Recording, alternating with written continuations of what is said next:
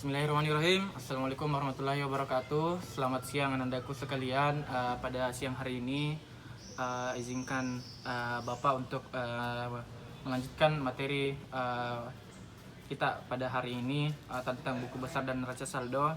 Berhubung di minggu kemarin Bapak menyampaikan materi tentang bagaimana cara menyusun laporan keuangan dengan baik dan benar. Selanjutnya pada hari ini Bapak akan menyampaikan materi tentang buku besar dan neraca saldo.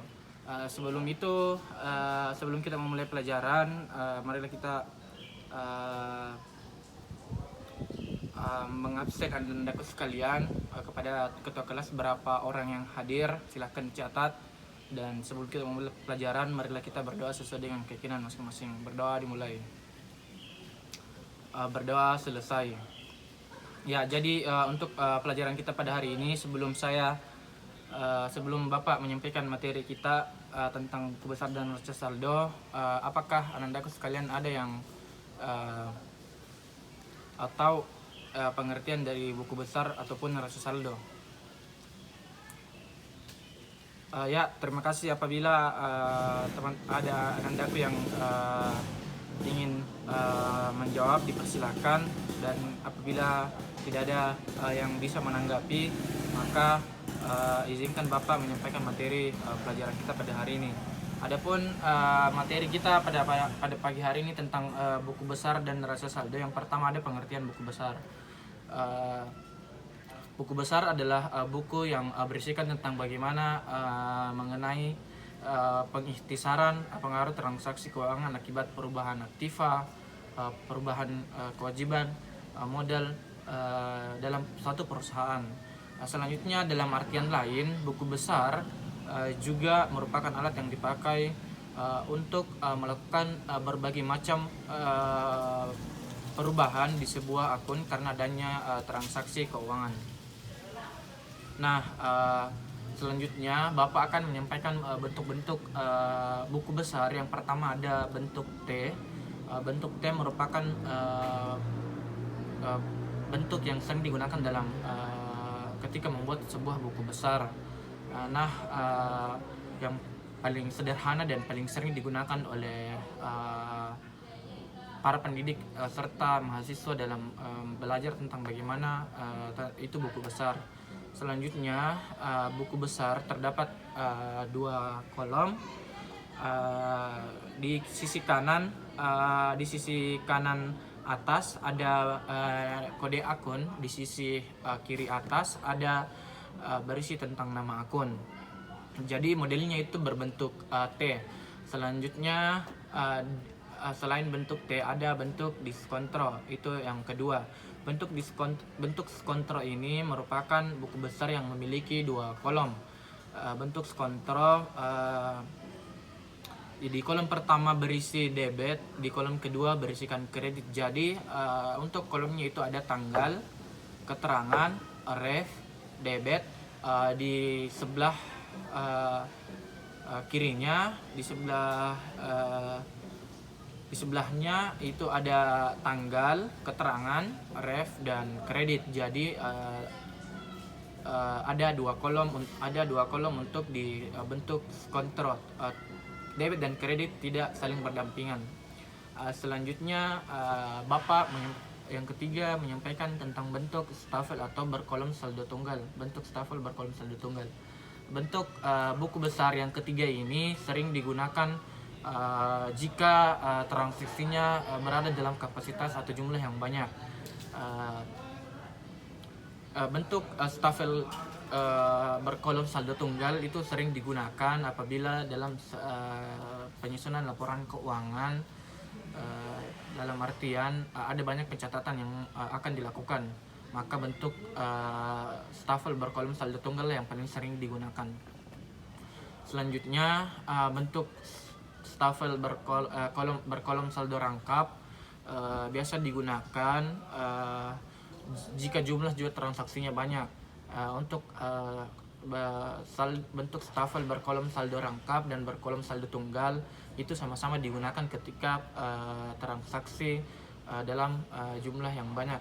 Artinya penyusunan laporan keuangan, pencatatan transaksi keuangan itu berkolom saldo stafel berkolom saldo rangkap dan saldo tunggal itu akan digunakan. Selanjutnya setelah menjelaskan bagaimana itu buku besar, selanjutnya Bapak akan menyampaikan tentang neraca saldo.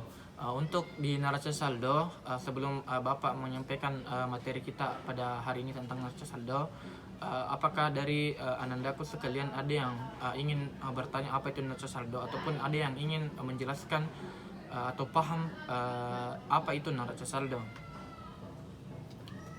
Ya, terima kasih anandaku atas tanggapannya. Tadi dari anandaku yang satunya di sana bertanya tentang apa itu neraca saldo dan dijawab oleh anandaku yang satunya lagi. Selanjutnya pengertian neraca saldo dari yang Bapak pahami itu, neraca saldo digunakan untuk memeriksa kesamaan saldo dan debit dan kredit. Artinya apa? Neraca saldo digunakan apabila kita ingin mengetahui apakah pencatatan laporan keuangan hasil dari transaksi, semua transaksi itu di debit dan kredit dalam keadaan seimbang atau dalam keadaan tidak seimbang. Artinya apa? Neraca saldo digunakan apabila apabila pencatatan laporan keuangan itu kita ingin mengecek apakah dia balance atau tidak. Selanjutnya pada akhir periode ini dilakukan untuk membuktikan bahwa tidak ada kesalahan dalam pencatatan transaksi keuangan ketika kita memposting sebuah transaksi keuangan dari ke kredit dan ke kolom debit ke dalam buku besar yang ada. Selanjutnya bentuk neraca saldo, silahkan dibuka di bukunya. Dan yang kedua ada kode akun, macam-macam kode akun. Satu kode numerikal. Di bawah ini Bapak akan sampaikan ada beberapa contoh-contoh kode akun ataupun macam-macam kode akun. Kode akun pertama itu ada kode akun numeral, yang dimana dia berisikan kas, piutang, usaha, wesel tagih, efek, dan lain-lain. Jadi ada 4 yang paling utama dalam mencatatkan sebuah kode numeral. Ada di kas, piutang, usaha, wesel tagih, dan efek, serta lain-lainnya. Selanjutnya yang kedua itu ada kode kelompok. Kode kelompok merupakan salah satu kode akun di mana pemberian kode akun dilakukan dengan cara dikelompokkan masing-masing akun aktiva, harta, liability, equity atau modal, pendapatan, serta beban. Yang ketiga ada kode angka blok.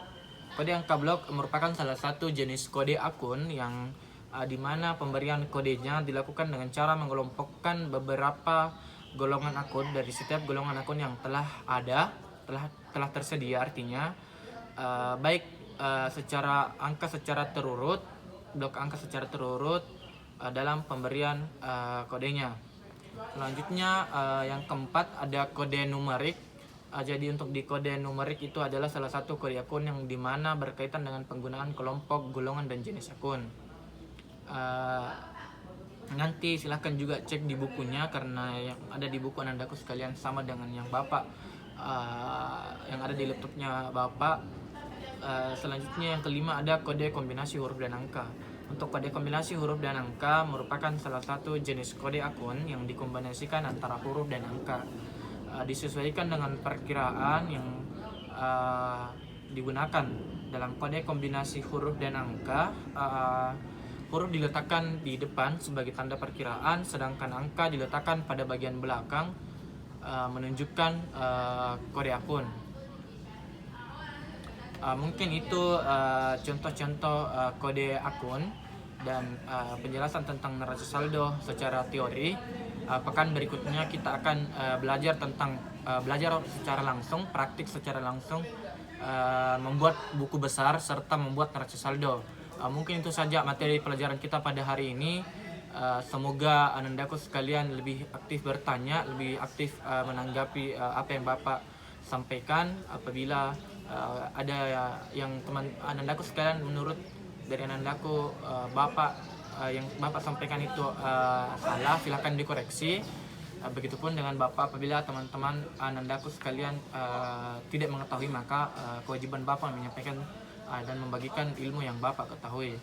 Mungkin itu saja, lebih dan kurangnya mohon dimaafkan. Assalamualaikum warahmatullahi wabarakatuh.